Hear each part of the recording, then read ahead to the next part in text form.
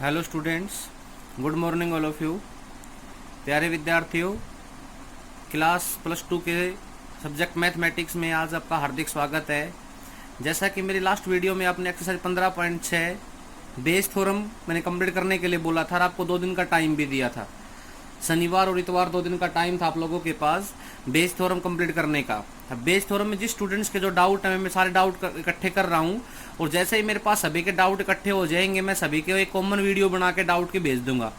जैसे लक्की, देवेश, जतिन, पारुल, काफ़ी स्टूडेंट्स ने मेरे पास डाउट भेज रखे हैं और जैसे ही सभी बच्चों के डाउट्स आ जाएंगे मैं सभी की एक कॉमन वीडियो बना के और सभी के पास सेंड कर दूंगा। आजकल +2 8 के बच्चों की कोई कमेंट्स नहीं आ रहे, कोई डाउट। पहले तो रवीना डाउट पूछ लेती थी, अब वो रवीना भी डाउट नहीं पूछ रही। तो बेटा अगर आपको डाउट है तो पूछ लिया करो, शर्माने की कोई ज़रूरत नहीं है, ताकि हमारा काम प्रॉपर तरीके से चल सके। ठीक है ना। आज का टॉपिक है बेटा मेरे पास random variable and probability distribution. अब तक आपने पढ़ा, एक अलग प्रोबेबिलिटी पढ़ी थी, एक अलग स्टैंडर्ड की प्रोबेबिलिटी पढ़ी थी। जैसे कि मैं थोड़ा सा डीपली पीछे लेके जाऊं, फर्स्ट एक्सरसाइज आपने पढ़ी कंडीशनल प्रोबेबिलिटी। कौन सी प्रोबेबिलिटी पढ़ी? Conditional probability. सेकंड पढ़ी आपने मल्टीप्लिकेटिव लॉ ऑफ प्रोबेबिलिटी। कौन सी पढ़ी? मल्टीप्लिकेटिव। थर्ड क्या पढ़ी आपने? थर्ड पढ़ी आपने 2 events are independent event. Fourth आपने क्या पढ़ी? Independent experiment. क्या पढ़ा बेटा आपने? Independent experiment. पांचवी क्या पढ़ी आपने? Law of total probability. और छठी क्या पढ़ाया मैंने आपको अभी जस्ट एक most important theorem, Bayes theorem. कौन सी थ्योरम पढ़ाई? Bayes theorem. और आज 7वीं एक्सरसाइज, 7वां कॉन्सेप्ट अभी स्टार्ट हो रहा है, जिसका क्या नाम है बोलो? Random variable. इतना कॉन्सेप्ट पढ़ाऊंगा सिर्फ आप लोगों को आज, इतना सा कॉन्सेप्ट। एक्सरसाइज 15.7 और 15.8 दोनों मिक्स पढ़ा रहा हूं भाई। दोनों एक्सरसाइजों में से एक सिर्फ आपको 15.7 ही करनी है, 15.8 नहीं करनी। मेरा हमेशा का यही स्टैंडर्ड रहता है कि दोनों एक्सरसाइज सेम स्टैंडर्ड की है, दोनों में से सिर्फ एक ही एक्सरसाइज करवाऊंगा कॉपी के अंदर और एक ही समझाऊंगा। 15.7 और 15.8 में वो एक एक्सरसाइज करनी है। रैंडम वेरिएबल क्या चीज होती है भाई? रैंडम वेरिएबल वो होती है भाई कि किसी भी, एक सिक्का है मेरे पास, एक कॉइन इज टॉस, एक सिक्के को 3 बार उछाला, अब उसका रैंडम वेरिएबल क्या बनेगा? रैंडम वेरिएबल को हमेशा x से डिनोट करते हैं। x is equal to 0 1 2 3। एक सिक्के को 3 बार उछाला तो उसका रैंडम वेरिएबल क्या होगा बोलो? 0 1 2 3। उसमें कुछ ना होने की प्रोबेबिलिटी भी होगी, उसमें एक इवेंट्स होने की प्रोबेबिलिटी होगी, उसमें 2 इवेंट्स होने की प्रोबेबिलिटी होगी, उसमें 3 इवेंट्स होने की प्रोबेबिलिटी होगी। फॉर एग्जांपल, जैसे कि एक सिक्के को आपने 3 बार उछाला भाई, तो उसका सैंपल स्पेस क्या होगा? तीनों हेड, तीनों tail, alternate, head tail head, tail head tail, head head tail, tail tail head, head tail tail और टेल हेड हेड। देखो, अगर मैं कहूं कि हेड होने की, इसमें कोई भी हेड ना हो, ऐसा केस कितना है? ये रहा 0, इसमें ये 3, ये 2, ये 1, ये 2, ये 1, ये 1, ये 2। तो मिनिमम कितना है? 0। मैक्सिमम कितना है? 3। तो किसी भी सिक्के को उछालने का रैंडम वेरिएबल क्या होगा? Random variable is denoted by x, x is equal to 0 1 2 3। बोलो, a die is toss, 2 die is toss, 2 die is toss, 2 die is rotate या टॉस। अगर 2 डाई को टॉस किया जाता है तो उसका रैंडम वेरिएबल क्या होगा भाई? 0 1 2। क्या होगा उसका रैंडम वेरिएबल? 0 1 2। भाई एक बैग था मेरे पास फॉर एग्जांपल। अब मैं आपको, ये तो हो गया रैंडम वेरिएबल, बहुत छोटा सा कॉन्सेप्ट है कि एक बैग में से 3 बॉल निकालनी है। 3 बॉल निकालने का रैंडम वेरिएबल बोलो क्या होगा? 0 1 2 3। एक बैग में से 10 बॉल निकालनी है, 10 बॉल निकालने का रैंडम वेरिएबल क्या होगा? 0 1 2 3 4 5 6 7 8 9 10। अब बारी आती है रैंडम वेरिएबल के बाद प्रोबेबिलिटी डिस्ट्रीब्यूशन। बेटा आप लोगों ने पढ़ा, एक बैग में कुछ बॉल है, उसमें 2 रेड 4 ग्रीन, तो वहां से उसकी प्रोबेबिलिटी कंसीडर करनी थी, लेकिन आज कंसीडर करनी है प्रोबेबिलिटी डिस्ट्रीब्यूशन कंसीडर करना है आपको। जैसे कि एक बैग है मेरे पास जिसमें 4 व्हाइट और 2 ब्लू, कॉन्सेप्ट बना के पढ़ा रहा हूं आपको ताकि समझ में आए। 6 बॉल होगी। इसमें व्हाइट बॉल निकालने की प्रोबेबिलिटी 4/6, ब्लैक बॉल निकालने की प्रोबेबिलिटी 2/6। ये तो क्या था, प्रोबेबिलिटी थी। लेकिन अगर मैं ये कहूँ कि प्रोबेबिलिटी डिस्ट्रीब्यूशन क्या होगा, तो probability distribution is depend on random variable. Probability distribution किसके ऊपर डिपेंड होगा भाई, मेरे पास है रैंडम वेरिएबल। रैंडम वेरिएबल क्या है बोलो, 0 1 2 3। ये पहली 6 एक्सरसाइज का जो कॉन्सेप्ट था बेटा, ये अलग एक अलग स्टैंडर्ड का कॉन्सेप्ट था। यहाँ से क्वेश्चन बनेगा 6 नंबर का एक क्वेश्चन बनेगा, वो मैंने बता दिया, या तो लॉ ऑफ टोटल प्रोबेबिलिटी में से बन सकता है या बेस थ्योरम में से बन सकता है। लेकिन आगे जो क्वेश्चन बनेगा वो 7 से आगे बनेगा आपका। ये थोड़ी सी अलग प्रोबेबिलिटी थी, इसमें सिर्फ ओनली फॉर प्रोबेबिलिटी निकालनी थी, इसमें प्रोबेबिलिटी डिस्ट्रीब्यूशन निकालना है। अलग से एक अंतर मिलेगा, इसमें एक प्रोबेबिलिटी निकालनी थी, इसमें क्या निकालनी है बोलो, एक प्रोबेबिलिटी डिस्ट्रीब्यूशन निकालना है बेटा। मेरी बात समझ में आई कि नहीं आई? जैसे कि मैं एक एग्जांपल करवाता हूं, उस एग्जांपल से आपका कॉन्सेप्ट बहुत अच्छे से क्लियर होगा। एग्जांपल नंबर 2 देखिए, find the probability distribution of the number of head in 3 toss of A coin. Number of head in 3 toss of A coin. Find the probability distribution, क्या निकालना है भाई मुझे, फाइंड द प्रोबेबिलिटी डिस्ट्रीब्यूशन, क्या निकालना है बोलो, प्रोबेबिलिटी डिस्ट्रीब्यूशन। तो सबसे पहले तो प्रोबेबिलिटी डिस्ट्रीब्यूशन किसके ऊपर डिपेंड होगा, x 0 1 2 3, क्योंकि 3 टॉस ऑफ ए क्वाइन, एक सिक्के को 3 बार उछाला जाता है भाई, और उसमें क्या होने की, नंबर ऑफ हेड, क्या होने की, नंबर ऑफ हेड होने की प्रोबेबिलिटी बोलो कितनी होगी, 1/2।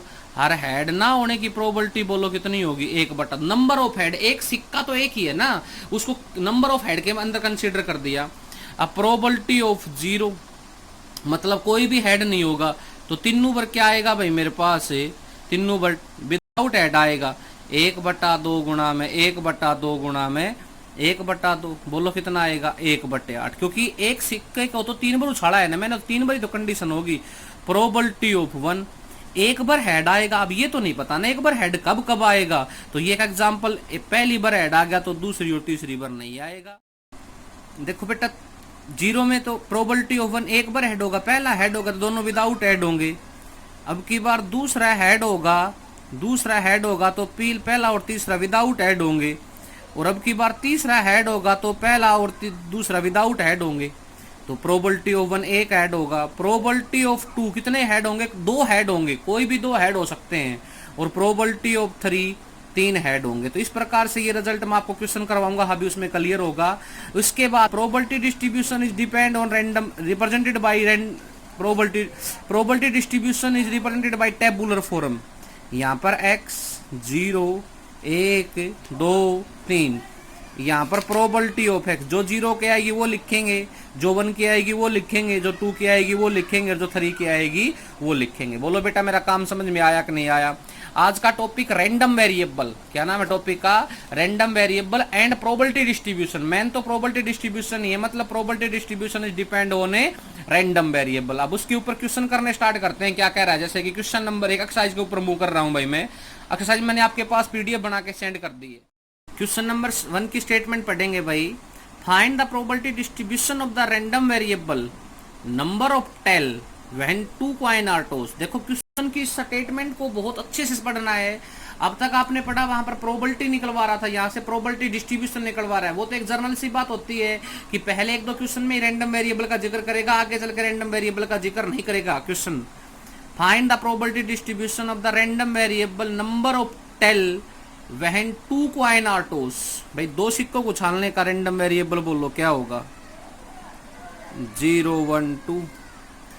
आपने सिक्का उछाड़ा, उसमें टेल होने की प्रोबेबिलिटी बोलो कितनी होगी, 1/2, और टेल ना होने की प्रोबेबिलिटी बोलो, हेड होने की प्रोबेबिलिटी कितनी होगी, 1/2। ओके भाई, ये यहां तक क्लियर हो गया। अब आपको निकालनी है प्रोबेबिलिटी ऑफ 0, मतलब कोई भी टेल नहीं होगा, तो क्या होंगे, दोनों होंगे सर विदाउट हेड, मतलब पहला भी हेड और दूसरा भी हेड। बोलो कितना होगा, 1/2 गुणा में 1/2 बराबर है 1/4। ओके, प्रोबेबिलिटी ऑफ 1 क्या होगा भाई, एक हेड होगा, ये तो नहीं पता ना कौन सा हेड होगा, तो क्या होगा बोलो, अगर पहला हेड होगा एक टेल होगा, अगर पहला हेड होगा तो दूसरा टेल होगा, प्लस पहला टेल होगा तो दूसरा हेड होगा, यही तो केस बनेगा। एक टेल होगा probability of head 1/2, probability of tail again 1/2, probability of tail 1/2, ये अगेन टेल 1/2, एक एकम 1/4, एक एकम 1/4, रिजल्ट आया इसका 1/2, इसका आया था 1/4, इसका आया 1/2। देखो भाई नेक्स्ट, प्रोबेबिलिटी ऑफ 2, दोनों क्या होंगे, दोनों टेल होंगे, दोनों क्या होंगे बोलो, दोनों टी होंगी। तो प्रोबेबिलिटी 1/2 गुणा में 1/2, बोलो कितना आया 1/4। बोलो भाई समझ में आया कि नहीं आया। अब मैंने क्या कहा था, probability distribution is represented by tabular form, किसमें रिप्रेजेंट होगी, ये लास्ट में जाके ये टेबुलर फॉर्म बनेगी भाई यहाँ से, मतलब x प्रोबेबिलिटी ऑफ x 0 1 2, यहाँ तो x रैंडम वेरिएबल, यहाँ इसकी प्रोबेबिलिटी 0 की प्रोबेबिलिटी 1/4, 1 की प्रोबेबिलिटी 1/2, 2 की प्रोबेबिलिटी 1/4। इसका आंसर मैच करके देखो बेटा, यही है क्या पहले क्वेश्चन का आंसर, पहले क्वेश्चन का आंसर यही है, तो ये इसका राइट आंसर होगा। इस तरीके से आपने क्वेश्चन को सॉल्यूशन देना होगा भाई। दोबारा से देखो एक बार, find the probability distribution of the random variable number of tail when 2 coin are toss. मतलब देखो इस क्वेश्चन में हर चीज के अलग अलग मीनिंग होगा। क्वेश्चन की स्टेटमेंट को दोबारा से पढ़ा रहा हूँ, find the probability distribution of the random variable, मतलब रैंडम वेरिएबल निकालना पड़ेगा। 2 कॉइन का मतलब तो रैंडम वेरिएबल 0 1 2, और क्या आएंगे सिक्के के अंदर टेल, तो एक सिक्का ही तो सिक्के में टेल, तो टेल होने की प्रोबेबिलिटी, सिक्का तो एक ही है उसको 2 बार ही तो उछाड़ा गया है, उसमें टेल होने की प्रोबेबिलिटी 1/2, टेल ना होने की प्रोबेबिलिटी 1/2। अब किसके ऊपर डिपेंड होगी प्रोबेबिलिटी डिस्ट्रीब्यूशन, तो रैंडम वेरिएबल के ऊपर। प्रोबेबिलिटी ऑफ 0, कोई भी टेल नहीं होगा तो दोनों हेड होंगे 1/2 गुणा में 1/2, क्योंकि मैंने मल्टीप्लिकेटिव लॉ ऑफ प्रोबेबिलिटी पढ़ा रखी है आप लोगों को। प्रोबेबिलिटी ऑफ 1 क्या होगा, एक टेल होगा, पहला टेल होगा तो दूसरा हेड होगा, दूसरा हेड होगा तो पहला टेल होगा। प्रोबेबिलिटी ऑफ 2, दोनों टेल होंगे, दोनों टेल होंगे। रिजल्ट किसमें कंसीडर कर दिया, प्रोबेबिलिटी डिस्ट्रीब्यूशन का रिजल्ट हमेशा टेबुलर फॉर्म के अंदर रिप्रेजेंट होगा, ऊपर x नीचे प्रोबेबिलिटी ऑफ x। बोलो बेटा समझ में आया कि नहीं आया। क्वेश्चन नंबर 2 की स्टेटमेंट पढ़ेंगे क्या कह रही है। क्वेश्चन नंबर 2 देखिए भाई, फाइंड द प्रोबेबिलिटी डिस्ट्रीब्यूशन, ठीक है रैंडम वेरिएबल के ऊपर डिपेंड होगी, क्योंकि क्वेश्चन की स्टेटमेंट पढ़ते ही मुझे प्रोबेबिलिटी डिस्ट्रीब्यूशन नजर आने लग गया। Number of tail 4 toss of a coin, तो सबसे पहले x 0 1 2 3 4, एक कॉइन क्या होने का, नंबर ऑफ टेल, तो टेल होने की प्रोबेबिलिटी बोल लो 1/2, और टेल ना होने की प्रोबेबिलिटी बोल लो भाई अगेन 1/2। सिक्का तो एक ही है, वो कितनी बार उछलेगा, 4 बार उछलेगा, तो वो तो अपना रोल ये अदा कर दिया। क्या आएगा उसमें, टेल आएगा, टेल आएगा तो टेल होने की ये होगी, हेड होने की ये होगी। अब प्रोबेबिलिटी ऑफ 0, एक बार भी क्या नहीं होगा, टेल नहीं होगा, तो एक बार भी टेल नहीं होगा तो चारों बार क्या होंगे भाई, चारों बार हेड ही तो होंगे, और चारों बार हेड होंगे तो 1/2 गुणा में 1/2 गुणा में 1/2, शायद 1/16। बोलो समझ में आया कि नहीं आया। प्रोबेबिलिटी ऑफ 1, एक बार क्या होगा, एक बार टेल होगा सर, तो कितनी बार आएगा, एक बार टेल होगा, पहली में आ गया, अब यहां जाएगा, फिर यहां जाएगा, फिर यहां जाएगा, ये केस बनेंगे head head tail head, head tail head head, और टेल हेड हेड हेड। भाई क्या कहता है, एक बार टेल होगा, ये तो नहीं पता ना कौन सी जगह के ऊपर होगा, लास्ट में बैठा दिया, पीछा तो लेना शुरू करें हमने, चौथा नंबर पर बैठा दिया, तीसरा नंबर पर बैठा दिया, दूसरा नंबर पर बैठा दिया, पहला नंबर पर बैठा दिया। देखो अब 1/2 गुणा में 1/2 गुणा में 1/2 गुणा में 1/2, प्लस सेम यही रहेगा, प्लस सेम ये रहेगा, प्लस सेम ये रहेगा, 1/16, 2 दूनी 4 4 दूनी 8, 1/16, 1/16, 1/16, बोलो कितना आएगा 4/16। क्या रिजल्ट कंसीडर होगा भाई मेरे पास से 1/4। ओके बेटा, प्रोबेबिलिटी ऑफ 2, 2 बार टेल होगा। अब ये तो नहीं पता ना 2 बार टेल कब होगा, देखो पहली 2 में टेल हो जाए तो लास्ट 2 में हेड हो जाए, पहली 2 में टेल, अब लास्ट 2 में टेल, या अल्टरनेट का मीनिंग पे टेल, या एड टेल, यही तो होगा। क्या कहता है भाई, पहली 2 में टेल होगा, पहले 2 बार बैठा दियो, फिर लास्ट में बैठा दियो, फिर एक छोड़ एक बैठा दियो, पहला टेल फिर एड फिर टेल, पहला हेड फिर टेल, फिर एड फिर टेल। बोलो आया समझ में नहीं आया। इसकी क्या बनेगी भाई, बनेगी कितनी 1/16, इसका क्या बनेगा 1/16, इसका भी क्या बनेगा 1/16, इसका भी क्या बनेगा 1/16। क्या कहता है भाई, दो जगह पर क्या होगा, दो जगह पर टेल होगा, दो जगह पर क्या होगा भाई मेरे पास, दो जगह पर क्या होगा बेटा, दो जगह पर टेल होगा सर। तो दो जगह पर टेल होगा तो क्या रिजल्ट कंसीडर होगा, देखो एक बार, पहली यहाँ दोनों टेल हो गए, फिर लास्ट में हो गई, यहाँ हो गया, यहाँ हो गया, यहाँ हो गया, यहाँ होगा। कुछ और भी केस बन सकता है शायद इसके अंदर, दिमाग लगाओ इसमें क्या केस बनेगा, कभी कोई छोड़ तो नहीं दिया है मैंने। इसमें बन सकता है भाई दोनों टेल पहले, टेल दोनों टेल पहले आ जाएं, दोनों टेल बाद में आ जाएं। इसमें एक केस ये भी बन सकता है ऐड टेल टेल हेड, एक केस ये भी बन सकता है टेल हेड हेड टेल। भाई क्या होगा, दो जगह पर टेल, दो जगह पर टेल होना चाहिए। कितने जगह पर टेल होना चाहिए, दो जगह के ऊपर क्या होना चाहिए बेटा, टेल होना चाहिए। बोलो आया समझ में नहीं आया, तो कितना हो जाएगा इसका रिजल्ट, एक का रिजल्ट 1/16 आता है, 1 2 3 4 5 6, 6/16 3/8, प्रोबेबिलिटी ऑफ 3। तीन जगह के ऊपर क्या होना चाहिए, बस इसमें थोड़ा सा ध्यान रखो तो सारे आसान है। तीन जगह पे टेल होना चाहिए, तो हेड ही बार बैठा दिया, अब क्या प्लस में अब की बार तीसरा नंबर पे हेड बैठा दिया, हाँ भाई प्लस अब की बार दूसरे नंबर पे हेड बैठा देते हैं भाई, प्लस अब की बार पहले नंबर पे हेड बैठा देते हैं, प्लस प्रोबेबिलिटी ऑफ 4, चारों पे क्या होना चाहिए, टेल होना चाहिए, टेल टेल टेल टेल। भाई सारे केस की प्रोबेबिलिटी आ जाएगी, सभी की प्रोबेबिलिटी आ जाएगी, तो किस में रिप्रेजेंट करेंगे इसको, इसको हम रिप्रेजेंट करेंगे सर टेबुलर फॉर्म में। एक्स यहाँ बोलो प्रोबेबिलिटी ऑफ एक्स 0 1 2 3 4, क्योंकि रैंडम वेरिएबल 0 1 2 3 4, नीचे क्या कंसीडर होगी, इसकी प्रोबेबिलिटी डिस्ट्रीब्यूशन कंसीडर होगी।